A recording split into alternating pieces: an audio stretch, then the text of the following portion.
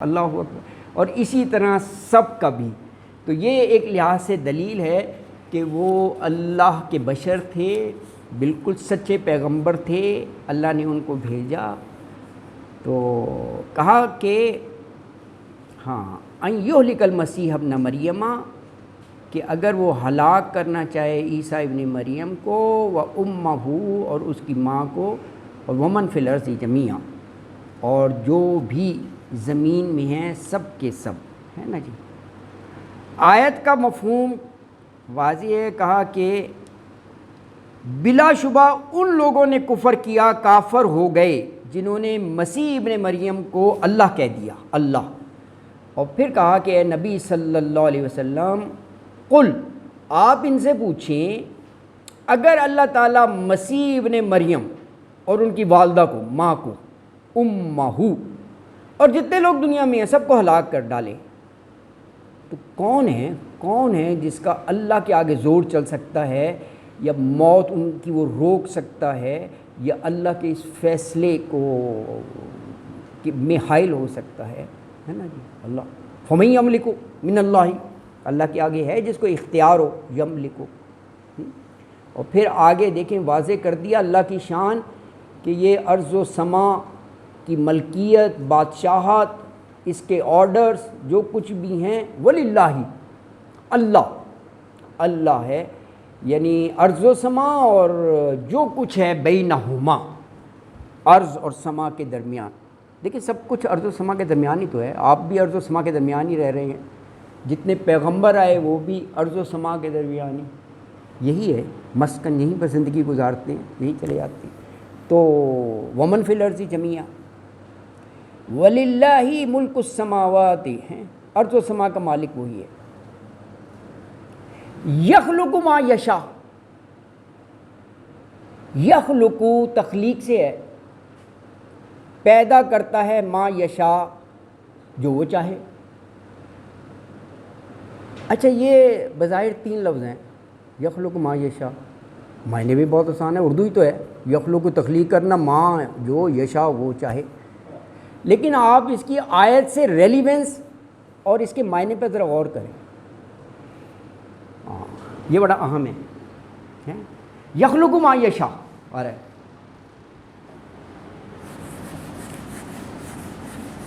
اللہ تعالیٰ نے انسان کی ولادت کا ایک طریقہ کار بنا دیا، نر اور مادے کا ملاپ، بس یہ قانون بنا دیا، یہ نسل انسانی اسی طرح تو پھیلی ہے، اللہ نے بنا دیا، ایک سیکس کا رکھا، بڑا ہوتا ہے، جوان ہوتا ہے، شادی ہو جاتی ہے، بچے، یہی ہے طریقہ ہے، ارریسپیکٹیو آف دا نیشن، کوئی بھی ہو، سب جگہ یہی چل رہا ہے، نر اور مادے کا، ہے نا جی۔ کہا یخلق ما یشاء، اگر تم حضرت عیسیٰ علیہ السلام کو اللہ کا بیٹا اس لیے کہہ رہے ہو کہ اس قانون کے خلاف ان کی ولادت ہوئی ہے، ان کے تو والد نہیں تھے نا، تو کہا یہ تو ما یشاء جیسا وہ چاہے۔ اب آپ آئیں ذرا قانون کی طرف، قانون یہ ہے کہ ماں اور باپ ان دونوں کے ملاپ سے، ہے نا جی، تو کہا اگر خرق عادت دیکھنا ہے، جو قانون ہے، قانون یہی ہے، ان دونوں کے ملاپ سے ہی آگے اولاد ہے، تو کہا کہ حضرت آدم علیہ السلام،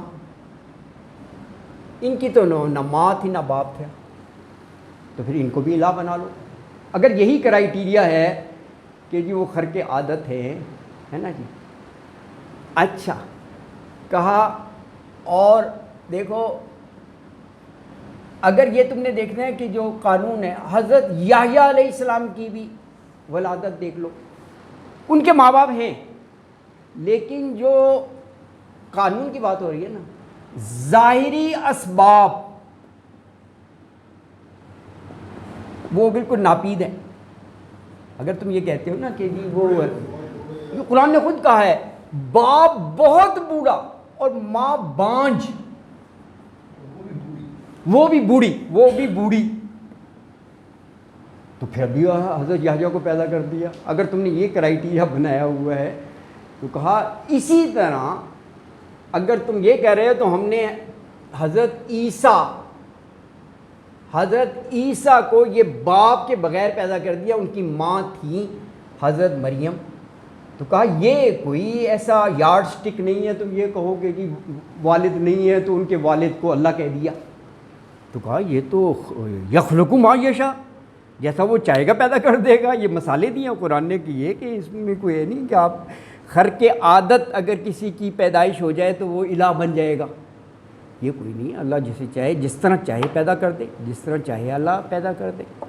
اللہ اکبر. تو یخلق ما یشاء یہ ابھی اس مناسبت سے ہے کیونکہ حضرت عیسیٰ کا ذکر چل رہا تھا نا. تو حضرت عیسیٰ کی ولادت بن باپ کے ہوئی تو بتا دیا یہ تو یخلق ما یشاء، جو چاہے اللہ پیدا کر دے، اللہ کے لیے کوئی مشکل نہیں ہے.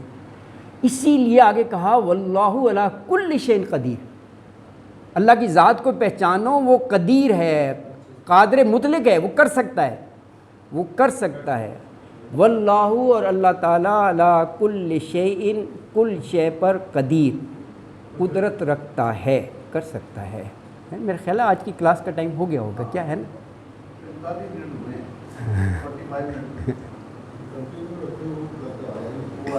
اچھا چلو اعوذ باللہ، ٹھیک ہے صحیح.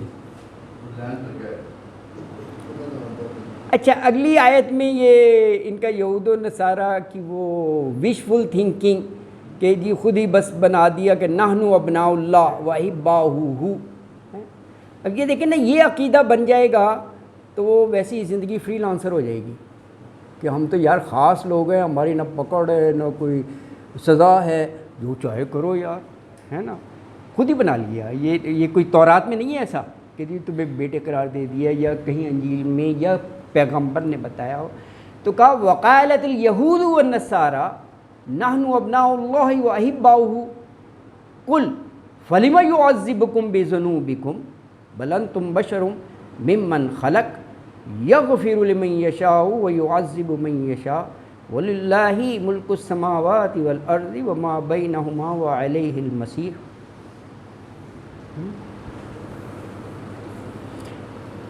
وقالت الیہود، وقالت کہا الیہود یہود نے، والنصارى اور نصارہ نے، عیسائیوں نے کیا کہا؟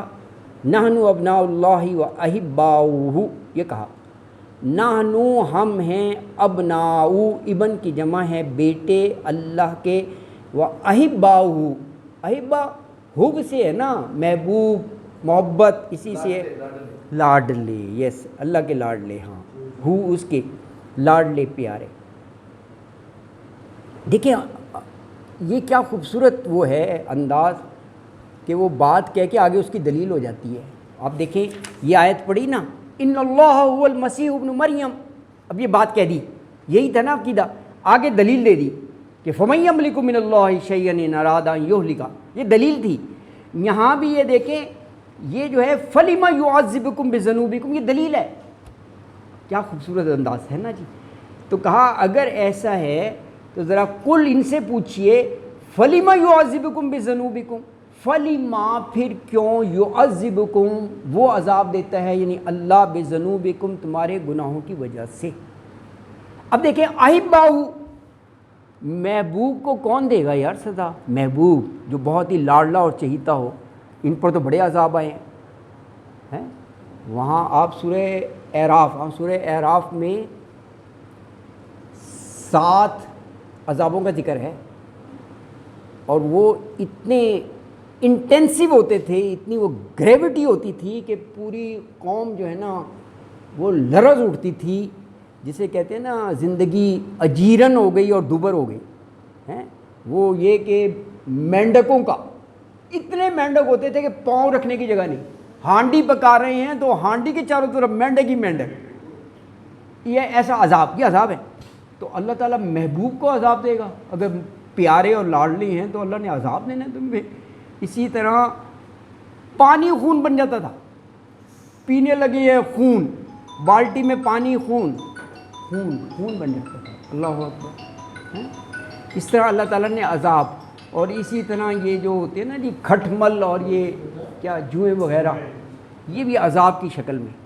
اور ہر دفعہ وہ اپنے پیغمبر کے پاس آتے تھے کہ آپ اپنے رب سے دعا کریں اگر یہ ہماری جان بخشی ہو جائے تو ہم آپ کی بات مانیں گے، ہم بالکل راہ راست پہ آ جائیں گے، ہر چیز جو آپ کہہ رہے ہیں ہم چھوڑ دیں گے۔ تو پیغمبر تو قوم کا خیر خواہ ہوتا ہے، خیر خواہ وہ کر دیتے تھے، ان کی قوم تکلیف میں ہے، لیکن یہ ایسی جھوٹی اور وعدہ شکن تھی کہ وہ اس کے بعد پھر وہ انہی چیزوں میں لگ جاتی تھی، کیونکہ یہ عذاب کوئی ایک ساتھ تھوڑی بڑے بڑے وقفے کے بعد آئے نا، ان کو آزمایا گیا تو وقفوں کے بعد۔ تو اسی طرح اور بھی بہت سے عذاب۔ اسی طرح یہاں پر دو چیزیں ہیں نا کہ ابنا بیٹا اور احباہ، اسی طرح بیٹا ہے تو بیٹے کو باپ جو ہے وہ کوئی اتنی سخت سزائیں تھوڑی دیتا ہے، وہ بیٹا تو بڑا ایک وہ رشتہ ہے قریبی۔ تو اسی لیے اس میں کہا کہ پھر ان سے پوچھئے فلیما، کیوں یعذبکم عذاب دیتا ہے تمہیں بذنوبکم تمہارے گناہوں کی وجہ سے اللہ تعالیٰ۔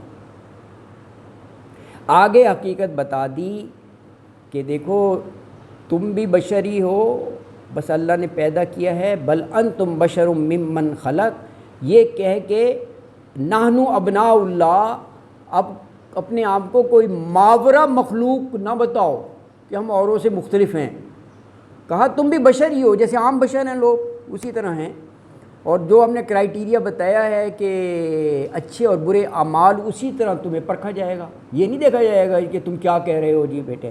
تو کہا بلکہ انتم تم ہو بشر بشر آدمی انسان ممن خلق اس میں سے جو اس نے پیدا کیا، یغفر لمن یشاء، اب رہا یہ مغفرت کا معاف کرنے کا، یہ اللہ کی جورسڈکشن ہے، جسے چاہے وہ معاف کر دے، اللہ کر سکتا ہے، بہت سارے گناہ ہو تب بھی معاف کر سکتا ہے۔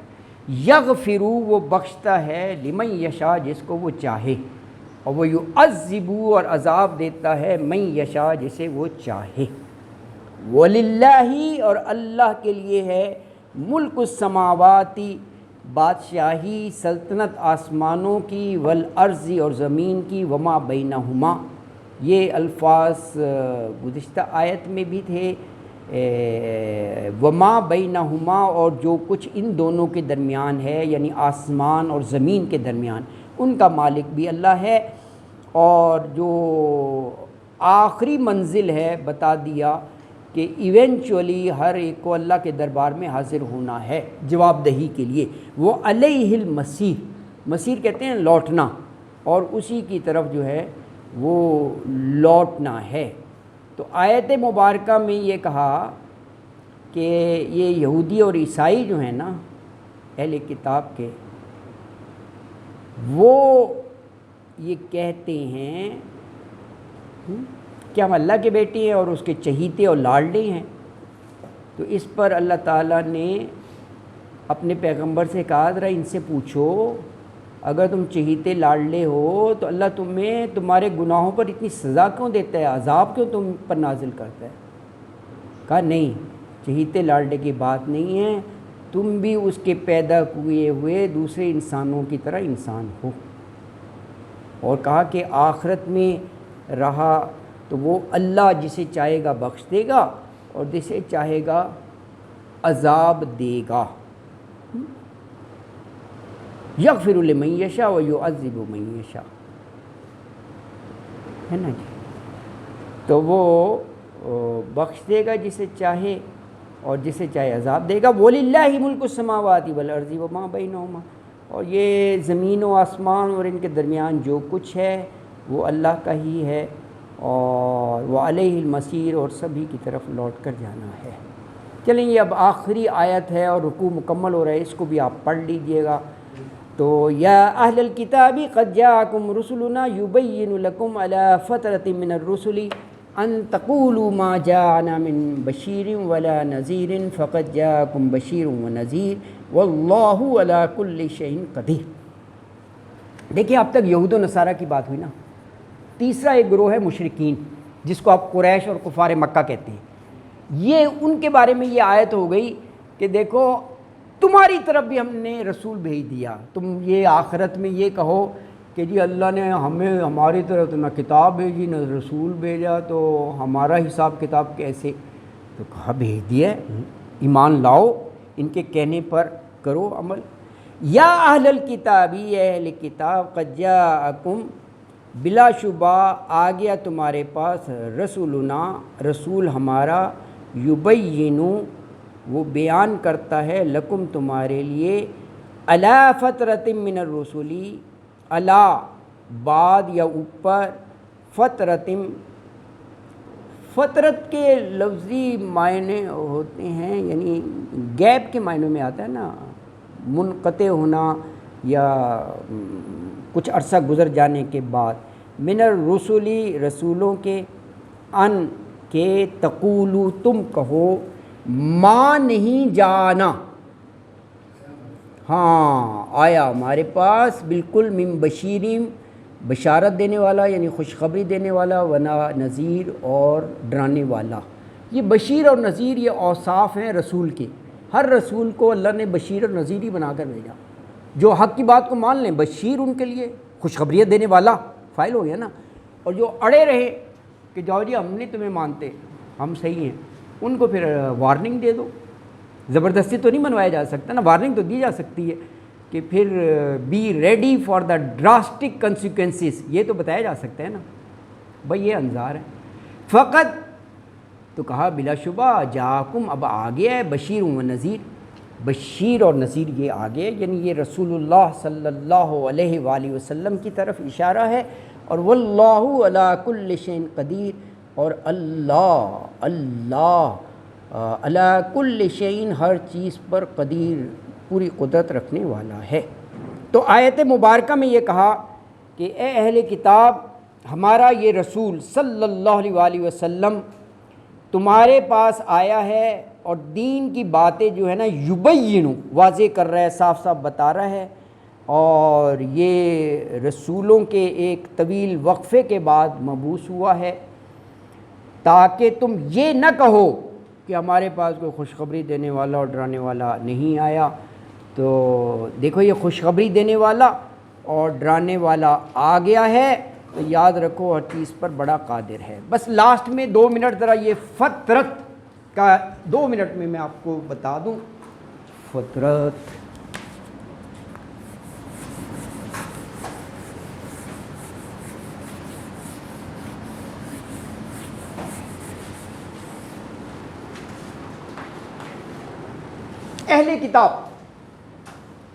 اہل کتاب میں یہود اور نصارہ، اہل کا مطلب ہوتا ہے والا، اہل کتاب کتاب والے، ان کو کتاب تورات، ان کو کتاب انجیل، ان کی طرف پیغمبر حضرت موسیٰ علیہ السلام، ان کی طرف پیغمبر حضرت عیسیٰ علیہ السلام۔ ان 2 پیغمبروں کے بعد، ان 2 پیغمبروں میں حضرت موسیٰ علیہ السلام اور حضرت عیسیٰ علیہ السلام 1700 سال کا گیپ ہے۔ حضرت عیسیٰ کی بعثت جو ہے حضرت موسیٰ علیہ السلام کے 1700 سال بعد ہوئی، لیکن اللہ تعالیٰ نے کہا اس میں وقفینا، قرآن میں لفظ استعمال کیا ہے، وقفینا کا مطلب ہوتا ہے یکے بعد دیگرے، لگاتار جسے کہتے ہیں، یعنی حضرت موسیٰ کے بعد وقفینا، لگاتار جو ہے انبیاء رسول آتے رہے ان 1700 سال میں، 1700 سال میں دیر واز نو گیپ، کوئی نہیں آیا، لگاتار رسول آتے رہے۔ یہی تو بات کہی گئی نا، بنی اسرائیل میں سارے انبیاء آئے، لیکن اب یہ فترت گیپ، فترت ہیں۔ اب حضرت عیسیٰ کے بعد آخر الزمان صلی اللہ علیہ وآلہ وسلم، صلی اللہ علیہ وآلہ وسلم تشریف لائے حجاز میں، یہ 500 سال بعد آئے، 500 سال حضرت عیسیٰ کے۔ ان 500 سال میں کوئی رسول نہیں آیا، ایک بھی نہیں آیا، یہ ہے فترت، طویل عرصے کے بعد کوئی رسول نہیں آیا ان 500 میں، جبکہ ایسا اس سے پہلے کبھی نہیں ہوا۔ اتنی لانگ ڈیوریشن میں کوئی رسول نہ آیا ہو، اٹ نیور ہیپنڈ، اس سے پہلے کوئی رسول نہیں آیا، اس کو فطرت کہا گیا اتنے طویل عرصے کے بعد۔ صدق اللہ العظیم وما علینا الا البلاغ المبین وآخر دعوانا ان الحمد للہ رب العالمین۔